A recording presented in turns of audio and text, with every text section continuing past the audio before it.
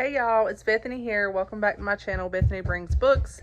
Today I'm going to be doing a book review for two books. These are two books that I recently read and gave 5 stars, and I'm so excited to tell you guys more about these books.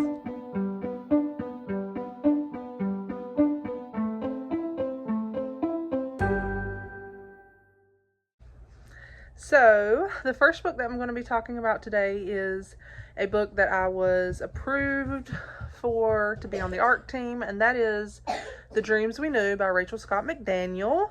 And I will be putting a picture up here because this book does not come out till next month, and I have not got my copy yet, but I did pre-order it, and I'm so excited to get a copy because I loved this book, y'all. So, there's a prequel companion novel to this that came out last year that I read and I loved so much. It made me fall in love with Rachel Scott McDaniel's writing, and that one is called Walking on Hidden Wings, and I highly recommend that y'all go watch that y'all go read that one. Loved it. There are a few side characters. I would probably read that one before this one. You don't have to. They could technically be standalones, but there are some things it's not like super detailed or anything, but there is a couple of characters that you will know a little bit of their story if you read this one. They're mentioned here, and their main story is in the one before this. So anyway, this book is set in the 1920s. We follow Kent Brisbane, and I don't know why the girl's name, I looked it up before I got on here, and I think it's Valenta or Valina. It's Valenta, maybe? I don't know. Klein. Her last name's Klein. But anyway, they call her Vinny. That's what I remember from the book, is that he nicknames her Vinny. Anyway, they're the two main characters in this book, and the story opens up with Vinny lurking around this old abandoned building. It's set in New York in the 1920s, and she's looking for a missing girl, and while she is searching, she runs across Kent Brisbane, who is a former very close and intimate love interest, and she realizes he's looking for this same person. And so that's how the book opens up, kind of with a bang, with they're looking for this missing person. And of course, the fact that they're both looking for this missing person, and that part of the story is resolved like right within the first chapter. Like, they find this person, and but it's kind of a setup for them. They're in each other's lives once more. And in the first chapter, we find out that they haven't seen each other in 4 years, and they were very briefly married. So you're like, okay, whoa, what? And the story is just, from that point, we see Vinny as she's a private investigator, and so someone ends up passing away, and they live in the same apartment building as her, and so she begins to investigate this because it's someone that she had recently seen and recently met, and it's supposedly a suicide, but she's like, I don't think this is a suicide. So she starts investigating this, and this begins to connect to some other mysterious things going on. Other things start happening, deaths and different things. And throughout this, there's some things happening between her and Kent, and they're exploring their past and what happened between them and their very brief relationship. And there's flashbacks to their relationship and how they met and stuff. And Kent is also trying to explore his background, his parents, who his parents were, where he came from. Vinny has slowly been processing the fact that she found out several years ago that her biological father was a mobster. And so, yeah, there's all of these elements. There's so many layers to this story. It's so, I don't know, it's just so like 1920s, all the 1920s feels. We get the flapper, gangster, mobster, roaring 20s vibes from this, and I love it so much. I love the characters. I love Kent.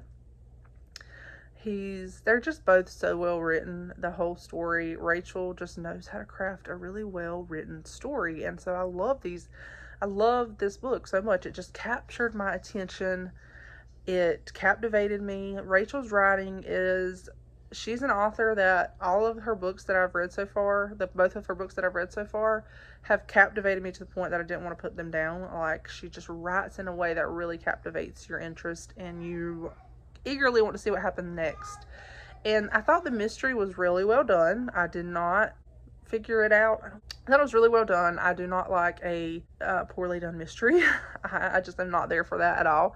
And I'm beginning to wonder if maybe I like mysteries set in the past better than modern suspense, maybe. I don't know. But because both of these story books that I'm going to talk about are kind of like mysteries in the early 1900s, 20s, 30s. One's in the 20s, the other one's in the 50s. This one's in the 20s. So, and I just loved it. I thought it was really well done. Really made me think about 1920 period drama, like Frankie Drake mysteries or something like that. Very atmospheric. And I loved it, y'all. I loved it. I cannot recommend Rachel Scott McDaniel enough. I gave this 5 stars. It's on my favorites of the year already. I have found a couple of favorites of the year. I know the year's early, but I don't think these are going to go anywhere. I think these are going to be on my list for the whole year. And I love this book, guys. It's so much fun. And I felt like I said, there's so many layers to this story. It's not just one-dimensional. There's just different things going on, storylines being explored and brought together and connected. So it's just really interesting, and I cannot wait to see what else you write. So go check it out. Thank you to Rachel for letting me read this early, for giving me an advanced reader's copy, and can't wait to talk more about this on my Instagram, share more about it on there. But yes, I'll definitely go check out Rachel and check out her books. They are amazing.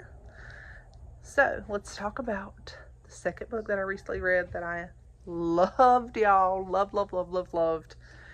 That is The Burning of Rosemont Abbey by Naomi Stevens. So I pre-ordered this last year, and it came out in the fall, I think. And the one thing I will say is I pre-ordered this from Baker Bookhouse, and I love pre-ordering through them because a lot of times you'll get some awesome goodies with the books. So I want to show y'all what I got. This book came with this bookmark, which is, it says, everybody in Wilbeth Green has something to hide, but she's about to uncover their secrets.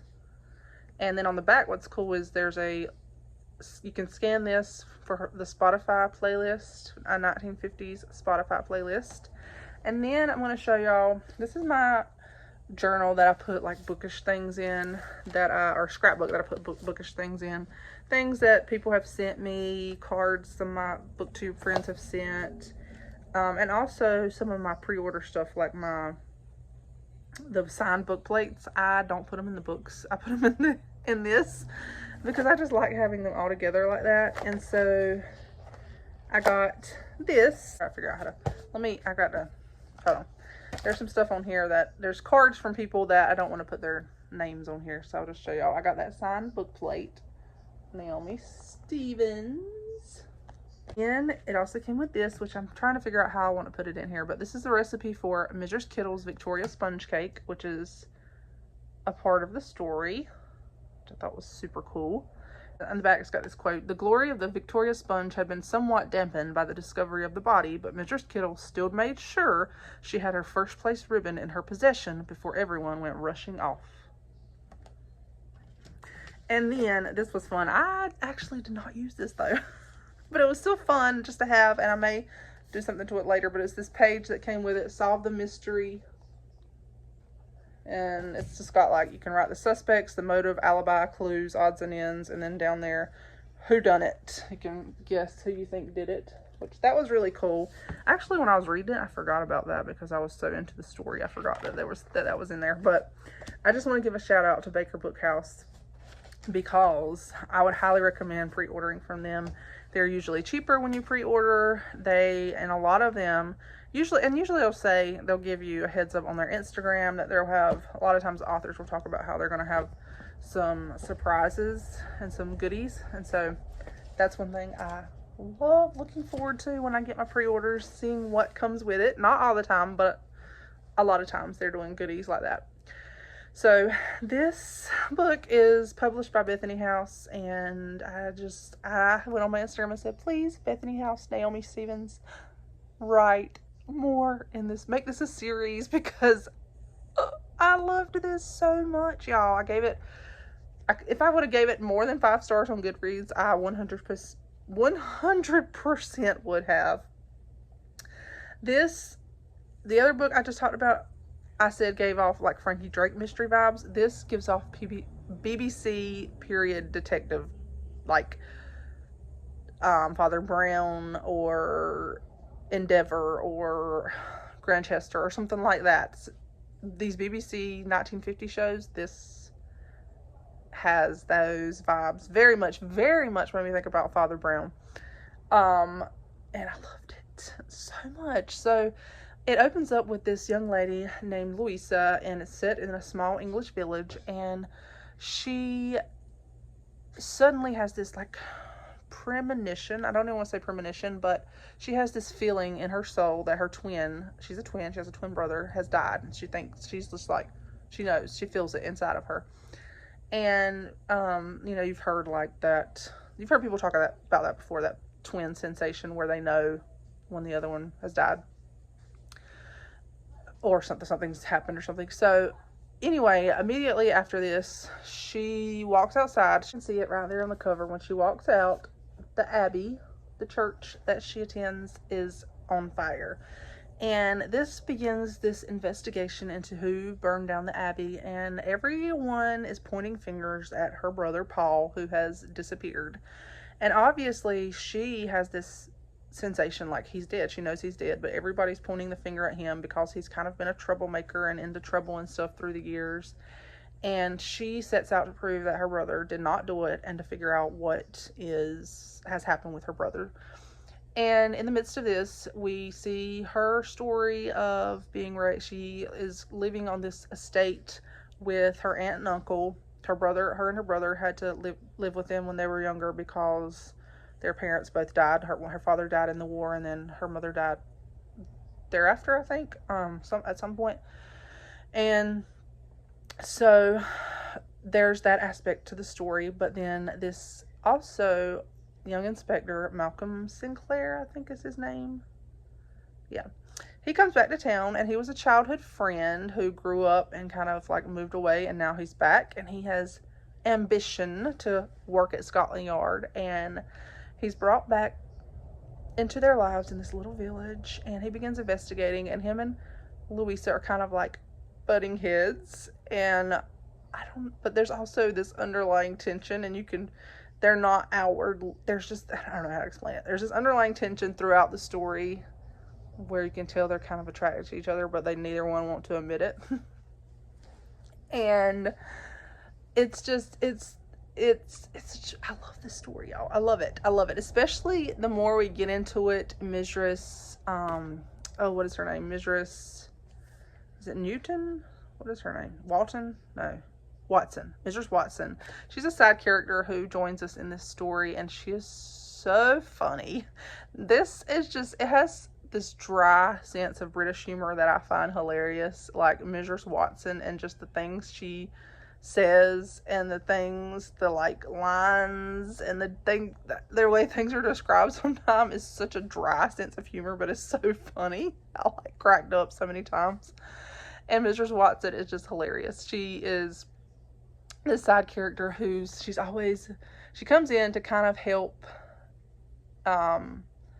Louisa, and she don't really know how to drive, but now here she is trying to drive this giant car that's her grandson's, to help out Louisa, and she is just funny. And then she's always griping at the inspector because he like dropped out of choir practice or didn't go to choir practice or something when he was young, so she holds a grudge against him. And it's just all these little funny details, But then there's also deeper elements to the story. We do deal with the grief aspect, and that was a little bit sad. It was kind of hard watching Louisa deal with some of the issues that her and her brother had. They were not super close, and so in their last interaction, something had happened between them that kind of she regrets, and so there's that storyline. And it was delightful. I loved the characters. I will say this is only from her point of view, which took me just a little bit. It took me a little bit to warm up to the inspector because of that, and not necessarily. I just feel like I would have loved to have his point of view, but it was all done really well, and I still loved the book despite that. Like, I really do love books with both point of views, and it did not have that, but it's still, the fact that I love this book as much as I did just shows you how well done it was, because it was really well done. I loved it so much, and I just love the characters, y'all. I love Louisa, and Malcolm is quite swoony, and the mystery was really well done, really good. I really like the mystery. I didn't figure it out. I thought it was very well done. Yeah, it was just, I would love to see this as a series. I would love to see Malcolm and Mrs. Watson and Louisa all investigating these mysteries in this little village. There's also a side character of the vicar who is very kind. As far as content, I will say there is quite a bit of talk of drinking, and there's also like smoking and stuff, which is true to the period, I think. I mean, in that time period, smoking was very popular. Drinking in Britain at the time, socially drinking was very popular.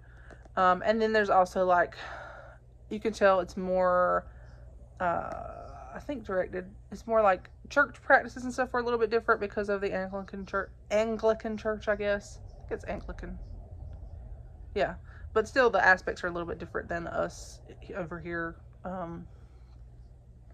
than what we might know, like the church practices that we might experience there. It's a little different, but yeah, just not anything that I took issue with. It's just, that's a little bit of content if you're interested in knowing that, but otherwise very clean. I enjoyed it so much, y'all. So much. This is my kind of mystery. This is what the mysteries that I love and adore. This is like, I love this so much. This is like a TV episode in a book of Father Brown, and I love it. I'm all here for it. And so, again, please write more in this series. Make this a series and write more. I would love to see more of Mrs. Watson. She was so funny.